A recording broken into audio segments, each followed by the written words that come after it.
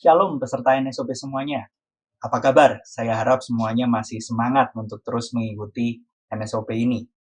Kita akan memulai NSOP kita pada pagi hari ini dengan sebuah renungan singkat yang saya beri judul Begin with the End in Mind.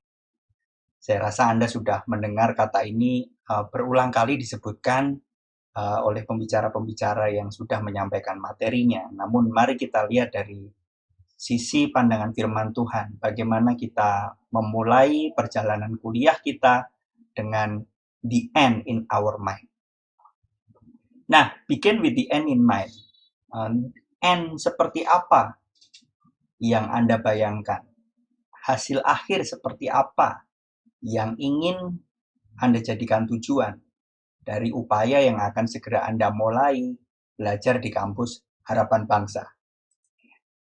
Saya harap Anda bisa membayangkan diri Anda 4 tahun dari saat ini sebagai seorang yang sudah lulus, gitu ya. Sudah lulus kuliah, dan bukan hanya sudah lulus kuliah, tapi juga sudah bekerja di sebuah perusahaan yang top, yang Anda idam-idamkan bahkan sejak sebelum sidang sarjana. Saya ingin Anda membayangkan hal itu di benak Anda. Ya, bayangkan sejenak. Ya, 4 tahun lagi Anda sudah lulus dengan IPK yang baik. Bukankah ini adalah sebuah hasil akhir yang sangat indah, ya, yang bisa kita bayangkan. Nah, saya ingin kita bersama-sama memulai perjalanan kuliah kita di kampus Harapan Bangsa ini dengan bayangan yang sama. Jangan bayangkan yang lain. Itulah the end yang kita coba tempatkan di kepala kita, di bayangan kita, di pikiran kita untuk meng-guide kita atau menuntun kita di dalam perjalanan 4 tahun ini, ya, supaya kita dapat terus fokus sampai hasil akhir itu tercapai. Apa yang harus kita lakukan agar itu terjadi? Ya. Mari kita buka Yeremia 17 ayat yang ke-7 dan yang ke-8. Mari kita baca bersama-sama. Diberkatilah orang yang mengandalkan Tuhan, yang menaruh harapannya pada Tuhan.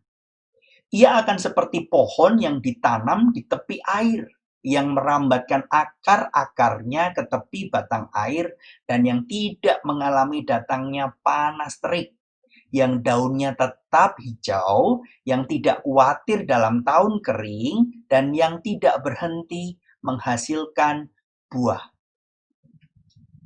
Nah, bukankah itu hasil akhir yang luar biasa? Pohon yang selalu menghasilkan buah, yang kalau ada kekeringan tidak khawatir akan kekeringan, ya, yang tidak mengalami datangnya panas terik. Nah, ini kan sebuah kehidupan yang luar biasa yang Tuhan inginkan terjadi dalam hidup kita. Apa yang harus kita lakukan? Diberkatilah orang yang mengandalkan Tuhan, yang menaruh harapannya pada Tuhan. All you have to do adalah mengandalkan Dia di dalam hidupmu. Karena Dia rindu untuk terlibat di dalam kehidupanmu. Sang Pencipta yang Maha Kasih, yang Maha Kuasa, yang Maha menginginkan sesuatu yang baik dalam hidupmu, ya, ingin terlibat di hidup, ya, dan Dia ingin engkau mengandalkan Dia. Ketika engkau mengandalkan Dia, maka diberikanlah semua yang Dia janjikan itu. Ya, nah, itulah yang harus kita lakukan. Ya. Bukan sesuatu yang susah, bukan? Ya, susah, mudah dikatakan, tidak terlalu mudah dilakukan. Ya, jadi kita menjalani hidup kita dengan percaya dan mengandalkan Tuhan. Itu yang harus kita lakukan. Kita percaya, kita mengandalkan Tuhan karena Dia sudah memberikan janjinya kepada kita. Janji yang selalu ditepati. Ya, bahwa hidup kita damai sejahtera, penuh harapan. Ya, bahwa kita akan seperti pohon yang terus hijau, yang terus berbuah. Ketika kita percaya dan mengandalkan kekuatan. Nah, jadi perjalanan kita menjalani perkuliahan di kampus Harapan Bangsa ini 4 tahun ya, semoga bisa lebih cepat dari itu ya, adalah sebuah perjalanan iman, adalah sebuah perjalanan percaya terhadap janji-janjinya ya, dan mempercayai janji itu di dalam setiap keputusan yang kita jalani setiap harinya. Itulah kehidupan kita percaya, itulah kehidupan kita menjalani perkuliahan di kampus ITHB ini. Percaya adalah sebuah state of mind, kondisi pikiran yang mengubah hidup. Ya. Ketika seseorang percaya, ya, banyak aspek di dalam kehidupannya yang berubah karena kepercayaannya. Ya, mari kita lihat. Orang percaya tidak khawatir. Mengapa dia tidak khawatir? Karena dia tahu bahwa kehidupannya dijamin oleh Tuhan. Karena dia tahu bahwa Allah memberikan janji akan kehidupan yang penuh damai sejahtera, yang penuh dengan harapan. Sehingga dia tidak khawatir. Sekalipun yang ada di depannya seperti berbeda dengan janji itu. Tetapi karena dia tahu bahwa Allah sudah berjanji dan Allah akan menggenapi, maka dia tidak khawatir. Karena dia tahu apa yang ada di hadapannya sementara. Yang kekal, yang akan terjadi adalah apa yang difirmankan oleh Tuhan. Itulah kepercayaan si orang percaya. Orang yang percaya tangguh menghadapi tantangan. Tantangan tentu ada. Tidak akan pernah hilang tantangan di dunia ini. Kita hidup di dalam dunia, kesulitan akan datang di dalam hidup kita. Tetapi orang percaya tidak takut menghadapi tantangan karena dia tahu Allah menyediakan pertolongan bagi dia. Apapun tantangannya. Tantangan dihadapi karena Allah beserta dengan dia. Itu orang percaya. Orang yang tidak percaya menghadapi tantangan panik. Karena dia tidak tahu apa jalan keluarnya. Dan dia tidak tahu ada yang menolong dia. Sehingga orang yang tidak percaya menghadapi tantangan gemetar. Tidak bisa berpikir jernih dan akhirnya melakukan hal-hal yang tidak seharusnya dia lakukan. Orang yang percaya tidak kalah dengan kegagalan. Kegagalan tentu adalah sebuah proses natural dalam kehidupan. Ada hal tertentu yang tidak berhasil kita lakukan. Tetapi orang percaya ketika gagal dia bangkit kembali. Karena dia tahu bahwa yang dijanjikan Tuhan untuknya adalah sebuah masa depan penuh harapan, rancangan damai sejahtera, bukan hidup yang gagal. Sehingga kegagalan itu bukan akhir. Kegagalan itu adalah bagian dari proses yang harus dia jalani. Karena dia tahu bahwa hasil akhirnya luar biasa. Orang percaya menghadapi kegagalan dengan bangkit kembali dan mencoba kembali. Tapi orang yang tidak percaya ketika gagal, dia menghukum dirinya sendiri, dia mengasihani dirinya sendiri, dia menganggap dirinya tidak mampu sehingga tidak akan pernah bangkit dari kegagalan itu. Orang percaya hidupnya tenang, karena dia tahu Allah menjamin hidupnya. At rest. Ya, itulah orang percaya. Nah, jadi Anda tahu sekarang bahwa dengan percaya, state of mind pikiran Anda percaya, hidup Anda berubah. Sesimpel itu. Ya.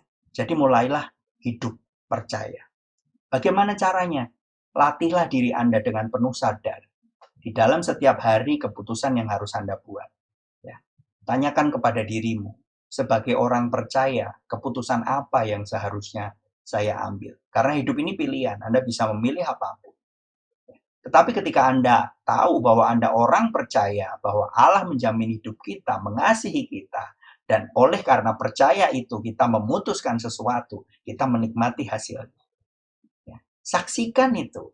Putuskan setiap keputusan di dalam setiap harimu dan lihat hasilnya seperti apa.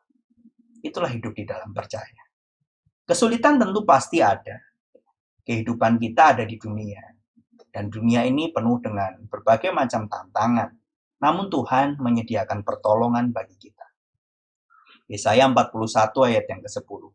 Janganlah takut sebab aku menyertai engkau. Janganlah bimbang sebab aku ini Allahmu. Aku akan meneguhkan, bahkan akan menolong engkau. Aku akan memegang engkau dengan tangan kananku yang membawa kemenangan. Tuhan menyediakan pertolongan ketika kita menghadapi tantangan. Roma 8 ayat 28 dan 32. Kita tahu sekarang bahwa Allah turut bekerja dalam segala sesuatu untuk mendatangkan kebaikan bagi mereka yang mengasihi Dia, yaitu bagi mereka yang terpanggil sesuai dengan rencana Allah. Ia yang tidak menyayangkan anaknya sendiri, tetapi yang menyerahkannya bagi kita semua. Bagaimanakah mungkin Ia tidak mengaruniakan segala sesuatu kepada kita bersama-sama dengan Dia? Kita tahu Allah turut bekerja di dalam kesulitan yang kita hadapi, di dalam kegagalan yang kita alami, ya, untuk mendatangkan kebaikan bagi kita. Ya. Ia yang tidak menyayangkan Yesus dan mengirimkannya untuk menebus dosa kita. Apakah mungkin Dia tidak menolong kita? Yesus saja diberikan, apalagi pertolongan menghadapi kesulitan-kesulitan hidup ini. Sudah pasti Allah menyediakan jalan bagi kita. Oleh karena itu Anda tidak perlu khawatir. Percayalah, perjalanan kuliah Anda 4 tahun di kampus Harapan Bangsa, Tuhan sertai. Kesulitan pasti ada, tetapi juga ada pertolongan dan ada jalan keluar. Saya akan tutup renungan pagi ini dengan satu ajakan bagi kita semua untuk memulai perkuliahan kita dengan penuh semangat, penuh sukacita.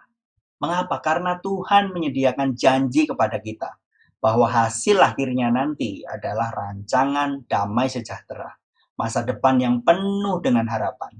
Bukankah itu membuat kita bersukacita?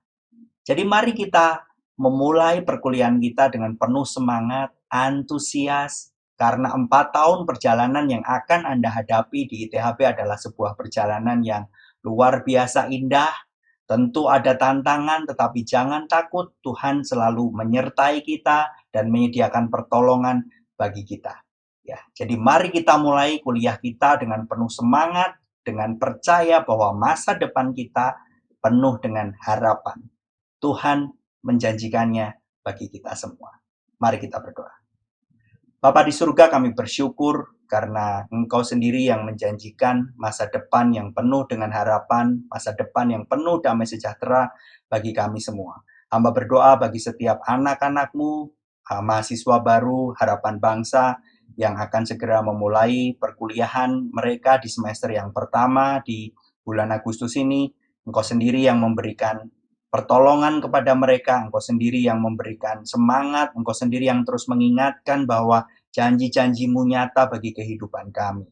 Oleh karena itu, hamba rindu supaya Engkau yang terus menuntun kehidupan mereka setiap hari, setiap pagi, berjalan bersama dengan Tuhan di dalam setiap mata kuliah yang mereka jalani, yang mereka gumuli, dan hamba percaya, hamba yakin bahwa bersama dengan Tuhan, hasil yang akan mereka dapatkan adalah sebuah hasil yang luar biasa. Terima kasih Tuhan karena berkat-Mu bagi kami semua. Kami serahkan seluruh kegiatan NSOP yang masih akan berlangsung.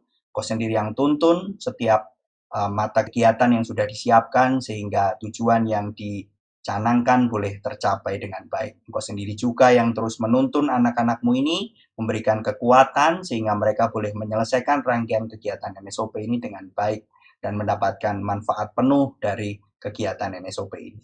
Terima kasih Bapa, kami serahkan semuanya di dalam nama Tuhan Yesus Kristus, Allah kami yang hidup. Kami bersyukur dan berdoa. Amin. Sampai jumpa kembali seluruh peserta NSOP Harapan Bangsa. Kita ketemu di kesempatan yang lain. Sampai jumpa.